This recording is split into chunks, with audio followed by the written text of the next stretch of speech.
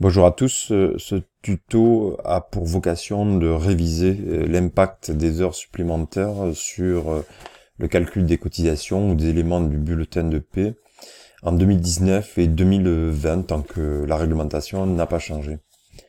Mes explications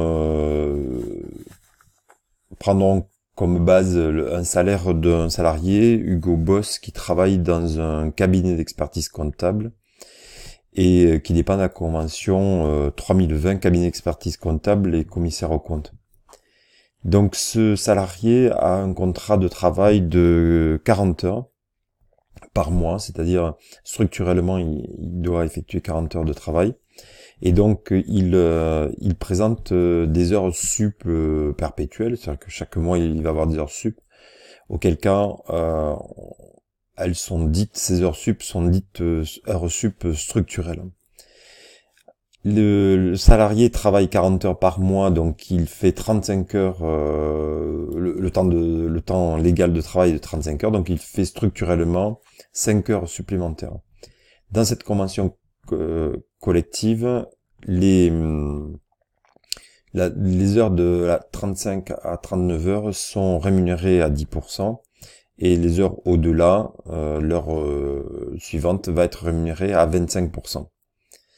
Alors les heures sup structurelles ne sont pas décomptées chaque semaine comme les heures sup ponctuelles. On doit effectuer une moyenne et chaque mois le bulletin est identique. Ça évite les fluctuations, les calculs inutiles en fonction du nombre de semaines, de jours ouvrés dans le mois.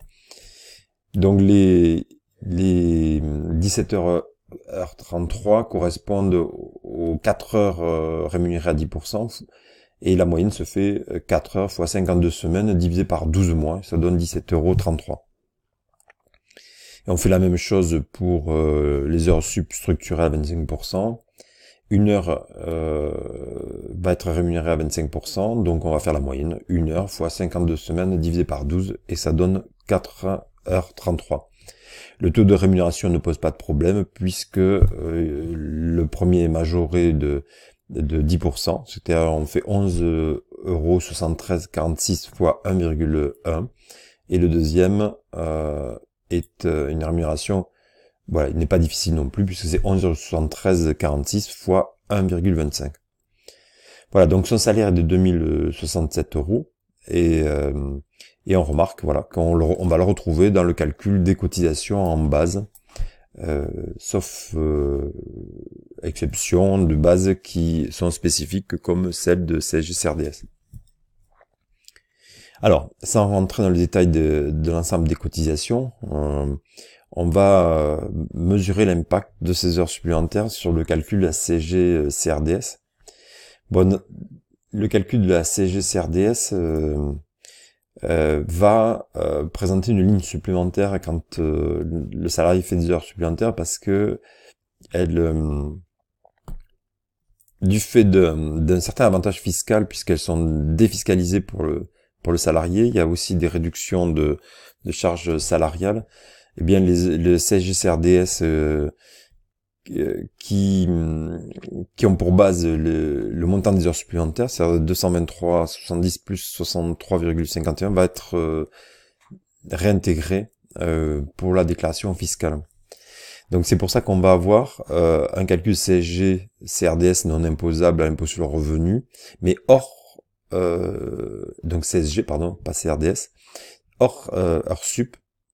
On va retrouver les lignes CSG, CRDS imposables à l'impôt sur le revenu, mais aussi hors heures sup, parce qu'on a une ligne en dessous spécifique pour les heures sup. Donc on va retrouver la base des heures sup et le taux de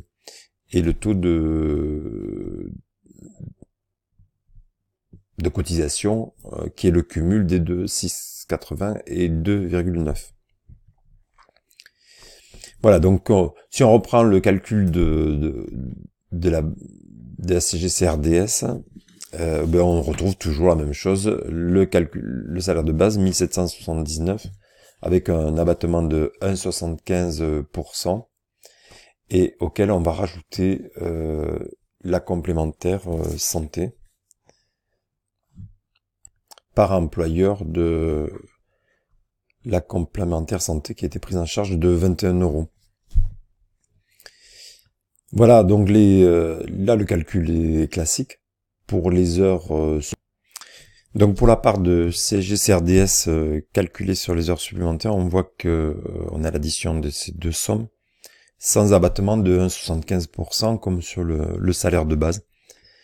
Et on va retrouver donc un taux de 9,7, c'est-à-dire 6,8 plus 2,9. Voilà. Les heures supplémentaires font l'objet d'une réduction de cotisation salariale. Donc on va retrouver une ligne qui est réduction des cotisations salariales. Toutes les cotisations sur une base classique sont calculées sur la totalité du salaire brut. Donc si on n'impute pas une ligne de réduction, mais ça vient imposer à l'ensemble des cotisations salariales les heures supplémentaires.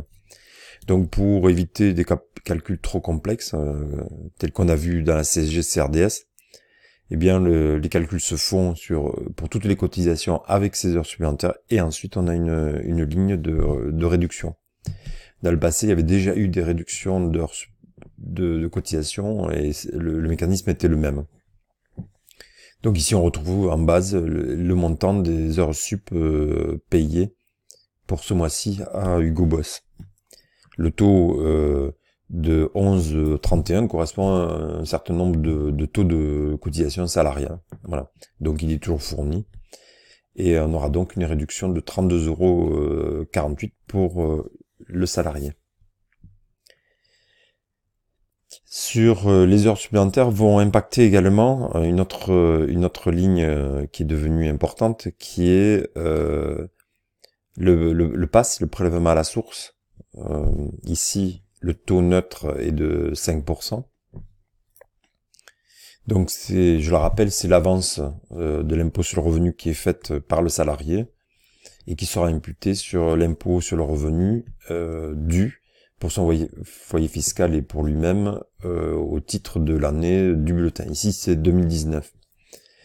Donc les 1458,15 doivent être expliqués puisqu'ils sont calculés avec les données du mois en cours. Donc la base de calcul de ce prélèvement à la source va être constituée par le salaire de base sans les heures supplémentaires puisqu'elles sont défiscalisées. En 2019, début 2020, elles sont défiscalisées. Donc on va partir du salaire brut de base. S'il y avait eu des absences, on en aurait tenu compte. C'est juste, on exclut du calcul les heures supplémentaires.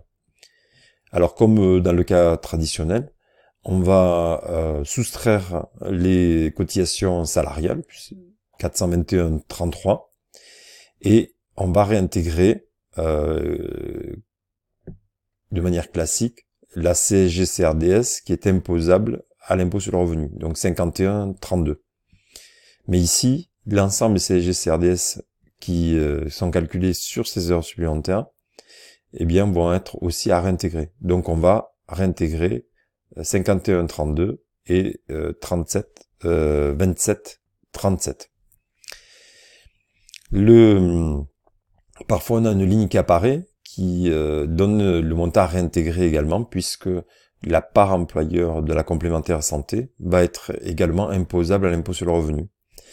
Donc les 1458 vont être cette somme-là est égale à 1779,78 moins 421,33 plus 27,37 plus 51,32 plus 21 € de mutuelle. Et le taux de passe est de 5%. Donc le prélèvement au titre de l'impôt sur le revenu pour ce salarié de 72,91.